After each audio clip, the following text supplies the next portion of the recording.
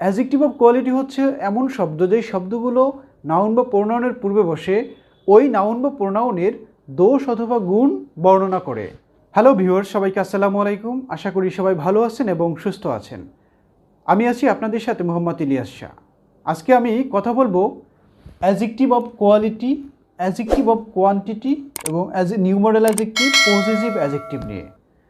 Adjective হচ্ছে এমন শব্দ যেই শব্দগুলো নাউন বা প্রোনাউনের পূর্বে বসে নাউন বা প্রোনাউনের দোষ, গুণ, অবস্থা, সংখ্যা, পরিমাণ ইত্যাদি বর্ণনা করে। সো প্রথমে আমরা দেখে নেব অ্যাডজেক্টিভ অফ কোয়ালিটি। যেমন এক নম্বর উদাহরণ হচ্ছে he is a good boy. এই বাক্যে গুড শব্দটা হচ্ছে অ্যাডজেক্টিভ অফ কোয়ালিটি, কারণ এখানে গুড এই বয় নাউনটার পূর্বে বসছে গুড, এবং গুড এই বয় নাউনটার একটা গুণের কথা বর্ণনা করেছে যে ছেলেটা কেমন, ছেলেটা ভালো।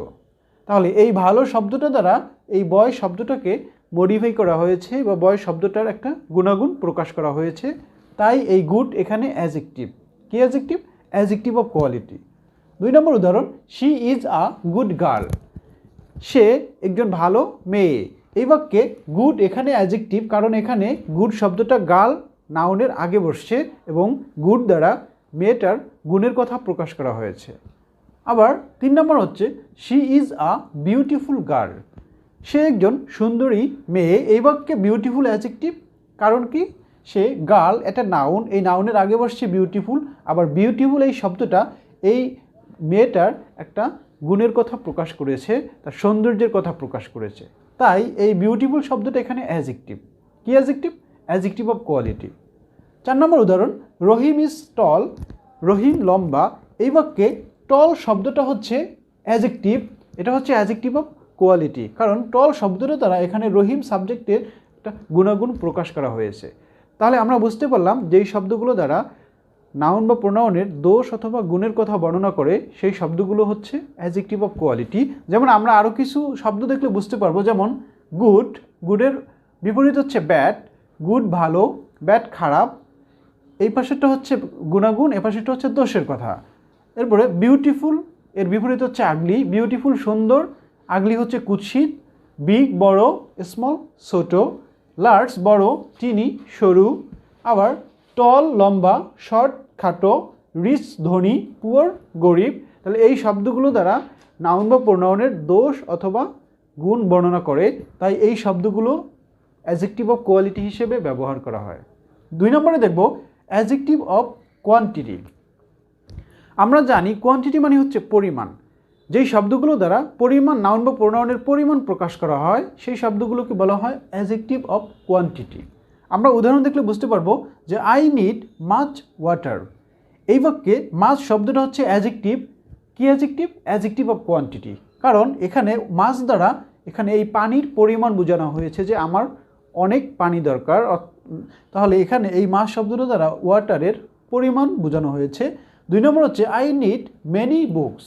আমার দরকার অনেক বই। এই বাক্যে মেনি শব্দটা অ্যাডজেক্টিভ। কোন অ্যাডজেক্টিভ? অ্যাডজেক্টিভ অফ কোয়ান্টিটি, কারণ এখানে মেনি দ্বারা ওই বইয়ের পরিমাণ বোঝানো হয়েছে। এরপরে 3 নম্বর উদাহরণ হচ্ছে গিভ মি সাম ফ্রেন্ডস। এই বাক্যে সাম শব্দটা অ্যাডজেক্টিভ।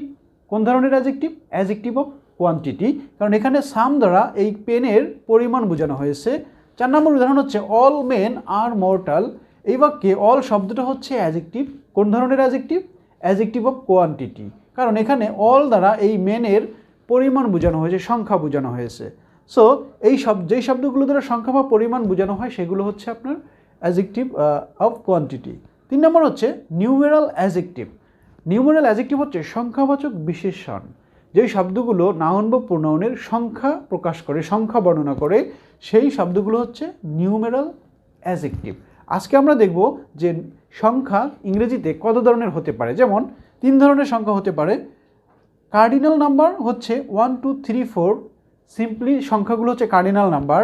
এই কার্ডিনাল আর অর্ডিনাল নাম্বার হচ্ছে বাংলা যেটাকে আমরা ক্রমবাচক বলি, পজিশন বোঝায়। যেমন first, second, third, fourth, fifth, sixth.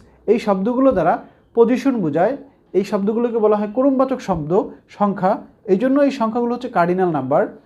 3 নম্বর হচ্ছে মাল্টিপ্লিকেটিভ নাম্বার। এই মাল্টিপ্লিকেটিভ নাম্বারগুলো হচ্ছে single, double, triple, 4 fold, 5 fold.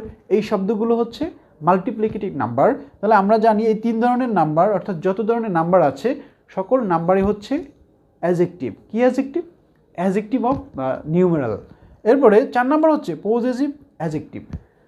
Possessive adjective খুবই ইজি। পজেসিভ অ্যাডজেক্টিভ হচ্ছে মাই, hour, your, his, her, there.